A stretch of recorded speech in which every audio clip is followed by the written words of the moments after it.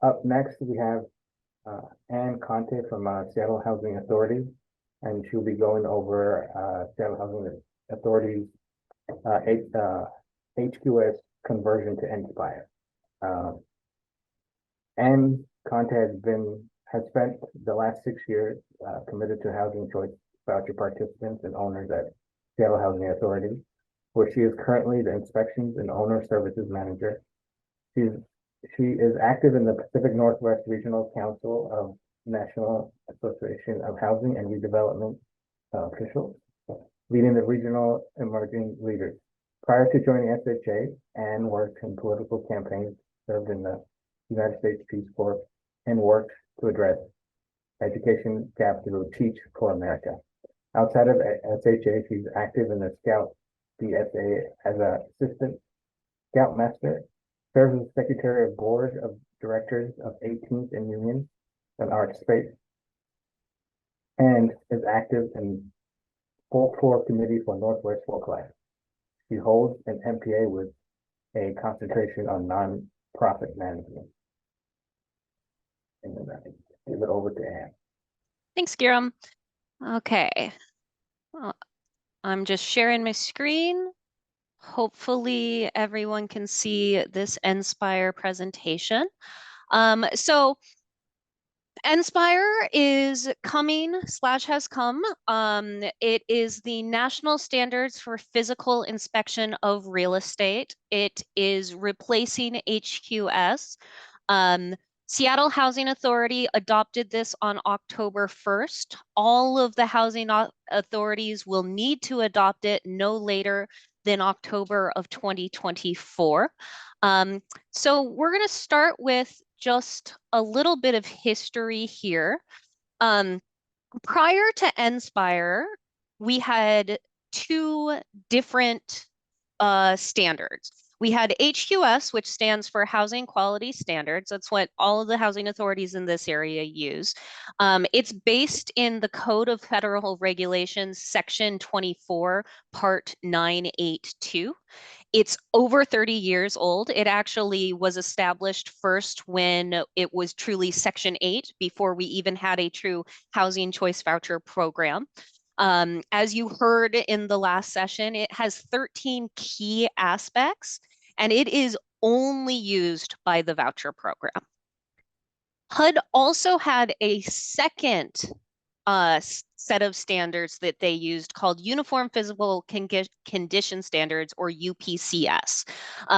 This was created by the Real Estate Assessment Center, or REAC. If you have MFTE units, you're probably familiar. Oh, sorry, was someone else trying to talk? Oh, okay, maybe I heard something. Sorry, guys. If you have MFTE, or if you have worked with other types of public housing, you're probably familiar with REAC inspections. They use UPCS. It is about 20 years old. It was established in, I want to say, 1999, and it only has 5 inspectable areas. And one of the big differences between these two is, as you're familiar with HQS, it's really focused on the unit that the person is living in. And while it has some common areas, it really goes into the specifics for that unit. Whereas UPCS, which REAC used, was a lot more about the value of the property as opposed to the conditions of the unit. So in comes NSPIRE. They've been developing this for the last couple of years, and by they, I mean HUD. Through it, they're really trying to prioritize health, safety, and the functional defects as opposed to appearance.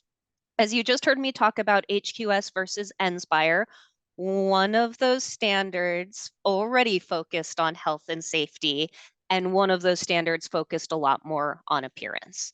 The big thing is that it updates HUD's physical inspection model.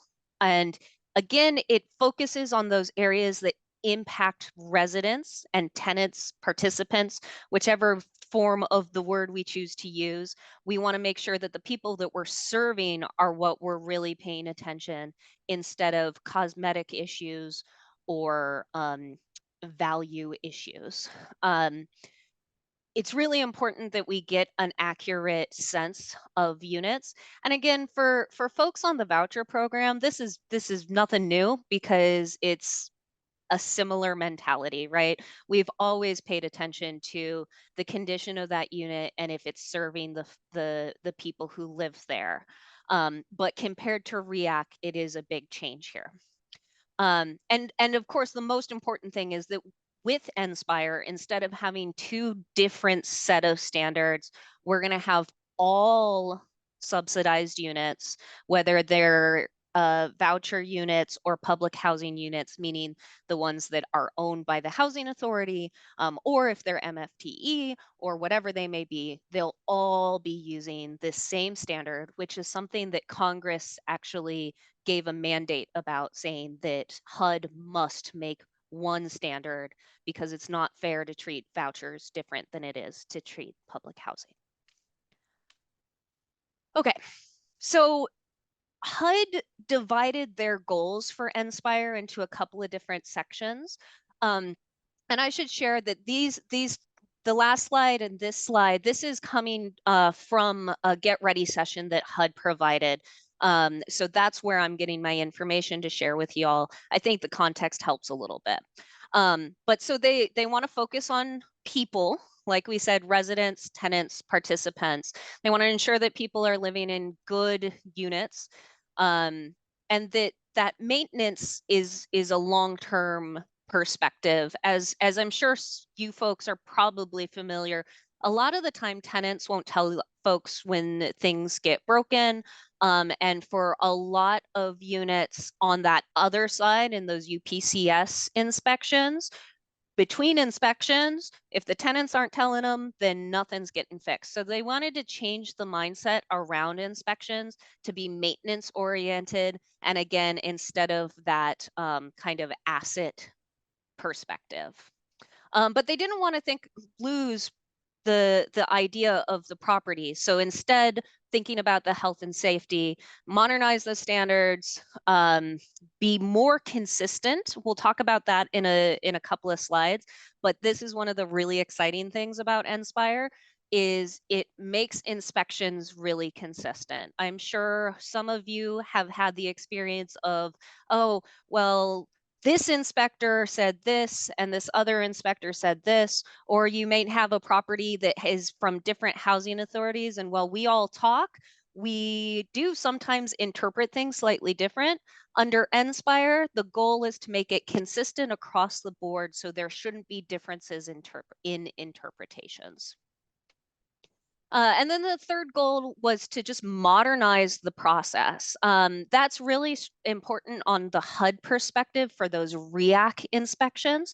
Those are different than what all the folks here do. But again, if you do have MFTE units, you might have a REAC inspection. But really, the important thing here to take away is they wanted to modernize, they wanted it to be consistent, they wanted it to all be aligned.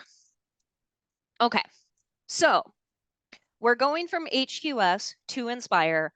How do they relate? This is the really good news for folks on our programs. They're based on the same part of the Code of Federal Regulations. So for HQS to NSPIRE, it's not a big shift. They're still both based on the 24 CFR part 982. That means the core of what we're looking at is exactly the same. However, it's kind of organized differently. Under HQS, it had 13 key inspectable areas, which they just went over in the last session. In NSPIRE, they switched that, and instead of these 13 key aspects, instead they have 3 inspectable areas, which is inside the unit, the word just escaped me, but basically community spaces and outside the unit. Then on top of that, they have 63 specific standards. So there's a standard for doors and a standard for windows and a standard for kitchens. It goes through, this is exactly what is considered a pass. Here's what's considered a fail. and here's how you check those things. One of the big things that HQS was missing was that there wasn't a mechanism for updates. And so, like I said, it's over 30 years old. We've been using HQS since it was truly Section 8, before it even was the Housing Choice Voucher Program, with very, very few updates. With NSPIRE, they will be doing small updates every 3 years. So every 3 years, HUD's going to look at it to make sure that there isn't any, anything that they got way off base, or needed to be tweaked. And the great news for us as housing authorities and you as landlords is, if we discover there's something that they put in the standard that just doesn't make sense for our market, we can let HUD know so that they can review. And that's just a like write to your congressman and or write to the HUD office type deal. Okay, so I just threw a lot of words out there and I think they're kind of abstract. So to help us get a better idea of this, I'm pulling up the standard on ventilation. So first we're going to look at the HQS one. Forgive me for doing this, but I am literally going to read the screen and then talk about it for a minute. So under HQS, the standard for ventilation was that a working vent systems includes ventilation shafts, non-mechanical vents, and electrical fans. Electric vent fans must function when switch is turned on. Make sure that any malfunctions are not due to the fan not being plugged in. If electric current is in the unit has not been turned on and there is no operable window, check inconclusive. Obtain verification from owner or manager that system works. Note, exhaust vents must be vented to the outside attic or crawl space.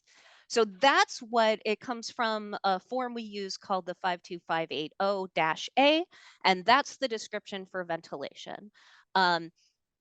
There's some good details in there, but you can see it doesn't go into everything. It makes mention of the window, but there's not a lot of extra information there. If we go into the NSPIRE, on the other hand, we can see, and I know this is small, but this is just the first page of it, and it shows, it defines what ventilation is, it tells what its purpose is, it talks about some of the common things you'll see in it, it shows those 3 inspectable areas: the unit, inside, which we would commonly think of as common spaces, and outside. You can notice outside is not checked off because ventilation is never going to be found outside. And then it goes into more information. And then at a high level here, it lists what the potential deficiencies for ventilation are, both inside the unit and in the inside area, which again, we can think of inside as common areas. But it doesn't stop there. This is just the first page. If we go on to the next pages in it, this will now give us, we can see deficiency 1. This is the example of what that looks like. So that's deficiency 1 is that the system doesn't turn on when the control switches. It gives an even more or larger definition of what this means and the determination. You can see here this correction timeline. I don't know if you guys can see my mouse or not, but correction timeline, that would be for REAC inspection, and then HCV correction timeline, which would be for the inspections that we as a voucher department are doing, and then whether it's a pass fail. And it gives really clear instructions about this is how you check this. And I don't want to, you know, hammer this too hard, but what I really like about this format is it makes it very, very consistent between inspectors, between regions, between housing authorities, between different parts of the country. We all will be looking at the exact same standard here and applying it the same way. I think I only gave one. Yeah, I just gave this one example and this single page. But if we go back, we can see there were 4 deficiencies. And so there's a page like that for every one of these deficiencies and every location.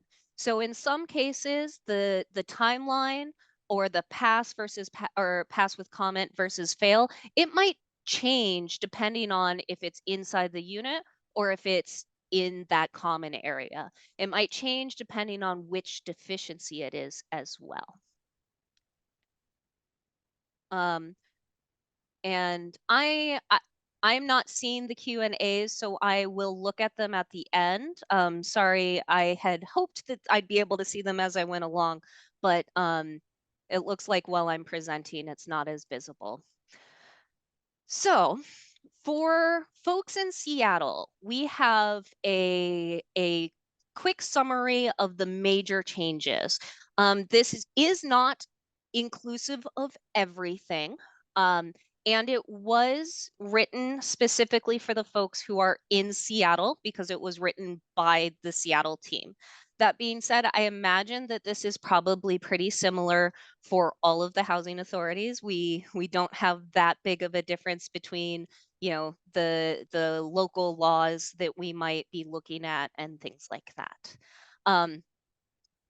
The first example is actually one of the ways that I think NSPIRE is a lot more friendly towards housing providers, which is in the past when a kitchen cabinet, a bathroom cabinet, if you had one piece of it that was broken, you could fail the whole room, right?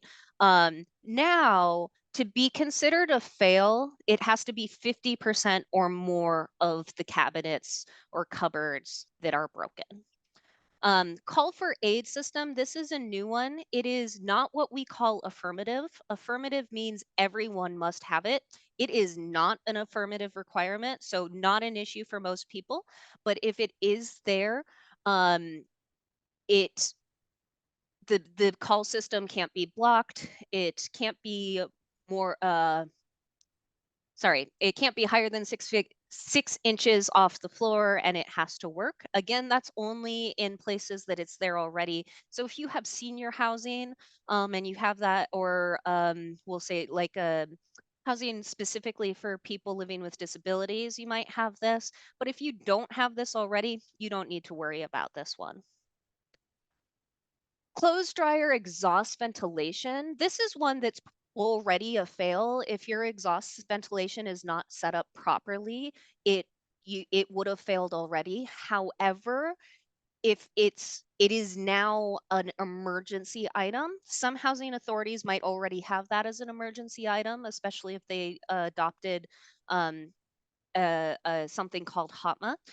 We don't need to go into that because it's a little wonky, but some housing authorities might already have this as an emergency item. We in Seattle did not, but basically it's not a difficult fix, just making sure that ventilation for a dryer is hooked up properly.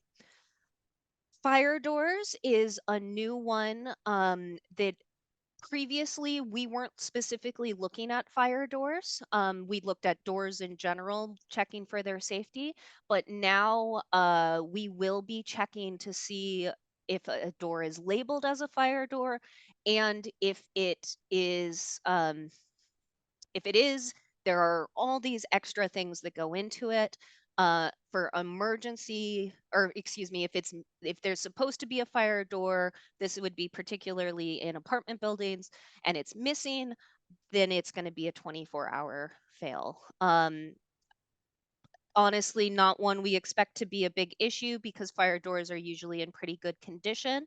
I would encourage property managers to start checking about if that door is being propped open or not, because while that's one that we will encourage folks to just close it, and then that's not an issue. We know that that is a leading cause of major life-threatening fires is when fire doors aren't taken care of.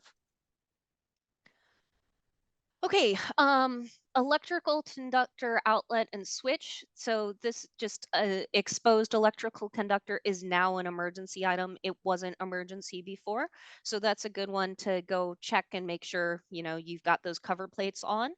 Um, GFCIs, this is in my opinion, the biggest change that might be hard.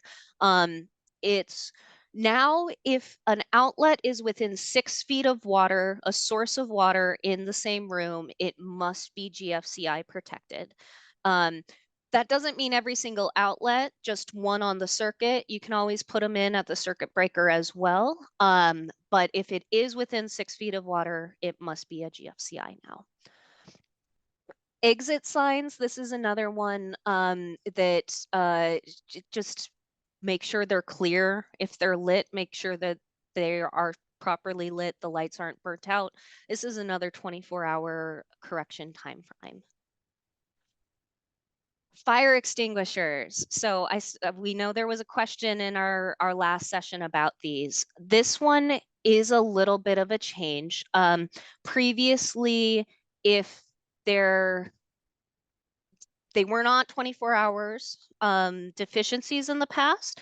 And at least in Seattle, what we would do is if there was a problem with it, if you took it away, we were able to pass the unit like in the hallway or something like that. Now, if there is a spot where a fire extinguisher is supposed to be, there must be a properly serviced fire extinguisher there. So that is a little bit of a change compared to the past, and it is now an emergency item. Same with flammable and combustible items being close to heaters. This is one that has been a fail in the past, but it is now considered an emergency item. So this is one where this would almost certainly be a tenant deficiency unless it was in one of those common areas. So being proactive in lease enforcement, I think, is going to be a big help here. Though, of course, if we find something that's a tenant deficiency and very clearly a tenant deficiency, we're going to mark that as such and hold the tenant responsible. Okay, this is our last page. So I know we talked about heating capability in the last session. That's basically staying the same under NSPIRE, except that NSPIRE now is giving a specific range of what is considered acceptable. In the past, that was up to housing authorities to kind of decide, and now we'll be able to say specifically if it's less than 64 degrees Fahrenheit, then it is an emergency situation. If it's between 64 and 67.9, basically between and 68, then it would be a 30-day deficiency. And if it's above 68 degrees, then it is a pass. And then the last major change that we've identified is in parking lots. This was something that we didn't really look for before, but now if there are potholes that cause pooling, or excuse me, if there's potholes that are 4 inches deep and 1 square foot or greater, or there is ponding, meaning there is standing water in the significant standing water in the parking lot, those would be considered fails. So I just went through a whole lot really quickly. We'll go to questions in a second, but I want to say that if you're in Seattle and you can feel free to contact me. I am by no means an NSPIRE expert, but we at Seattle Housing Authority did make the decision to adopt this at the original intended date. The other housing authorities in the area have taken advantage of an option to delay, but because we had already been doing a lot of prep work for this, we chose to stick with the original date that HUD had given us. If you'd like to reach out to HUD, I've got their NSPIRE specific phone number and email here. You can also go online and look at their website at NSPIRE. You can see all of the standards.